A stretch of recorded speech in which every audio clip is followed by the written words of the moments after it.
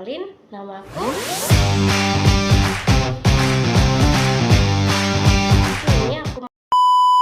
Di sini aku mau menjelaskan mengenai morfologi buah. Buah yaitu struktur reproduksi tambahan pada tumbuhan angiosperma yang di dalamnya mengandung biji. Perkembangan buah dirangsang oleh adanya polinasi atau fertilisasi. Nah, berikut adalah gambar proses terbentuknya buah. Pada gambar yang pertama, yaitu sebelum terjadinya pembuahan, di mana pada gambar tersebut tidak terjadi apapun. Lalu yang kedua, setelah terjadinya pembuahan, dapat dilihat pada gambar tersebut sudah ada zigot dan endosperma. Pada tahap selanjutnya, yaitu ada pengembangan benih, di mana sudah terbentuk embrio dan kulit biji. Dan proses yang terakhir yaitu perkembangan buah, di mana buah mulai berkembang dari ovarium.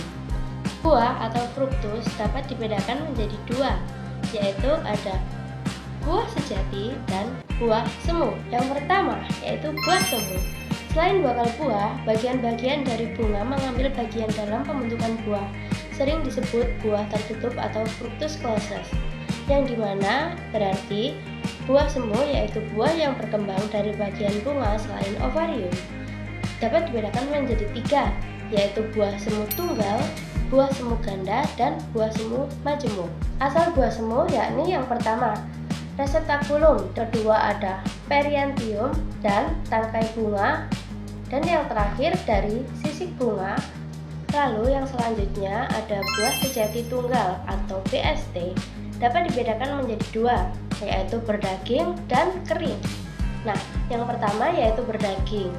Berdaging dapat dibedakan menjadi bermacam-macam. Yang pertama yaitu buni atau baka atau berry, yaitu memiliki daging buah atau perikop yang lembut atau lunak, tebal, berdaging, berair, dan kadang banyak bijinya. Contohnya seperti mentimun, tomat, pepaya, dan sawo. Lalu beberapa ada yang kulit buahnya tebal, sering bersifat agak kaku seperti kulit, tidak lunak dan tidak berdaging, dan bijinya terdapat bebas. Contohnya seperti duku dan rambutan. Lalu ada buni atau baka, dapat dibedakan menjadi tiga. Yang pertama yaitu Hesperidium. Hesperidium yaitu buah baka yang terspesialisasi, punya daging berminyak yang mengandung kelenjar lisigen, dan terbagi menjadi tiga, yaitu yang pertama ekokarp atau flavedo, yaitu epidermis luar berkutikula, beberapa lapis parenkim subepidermis padat dan mengandung kelenjar minyak serta sel yang berkristal. Lalu yang kedua mesokarp atau albedo, parenkim dengan ruang antara sel besar dan diantaranya terdapat jaringan pembuluh. Lalu yang ketiga ada endokarp atau fesiojus, yaitu epidermis dalam dan beberapa lapis parenkim yang padat dan dihasilkan kantung berisi cairan. Dan buni atau baka ini dibedakan menjadi dua, yaitu kulit yang jelas dan tanpa kulit yang jelas seperti gambar di atas. Lalu yang kedua yaitu pepo.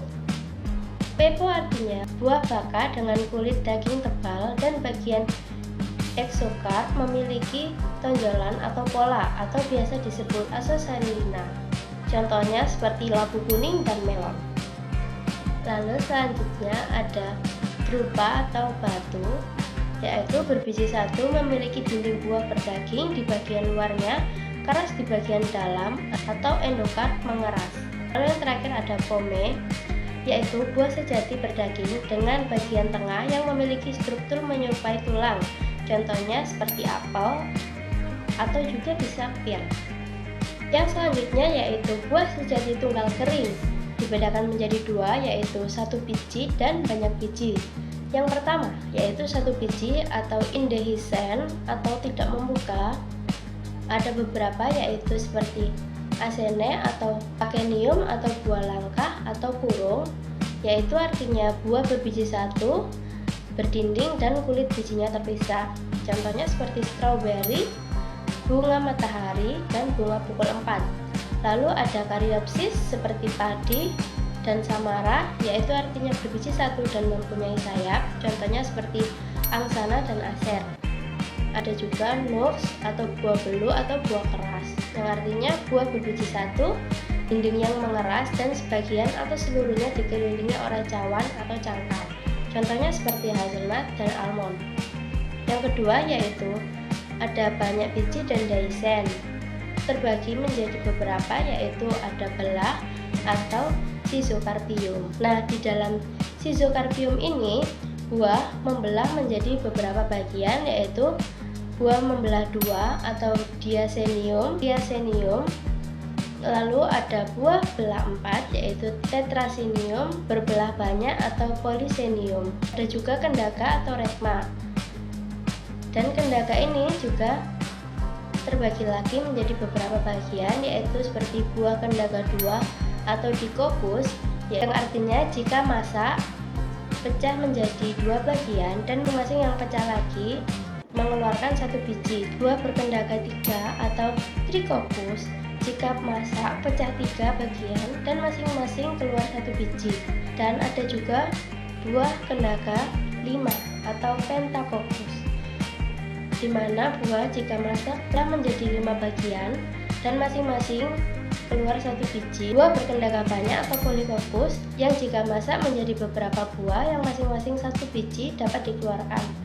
Lalu yang selanjutnya ada kotak, yang mempunyai ciri yaitu yang pertama mengandung banyak biji, yang kedua satu atau beberapa daun buah, yang ketiga jika masak dia akan pecah, tetapi kulit buah yang pecah sampai lama akan melekat pada tangkai.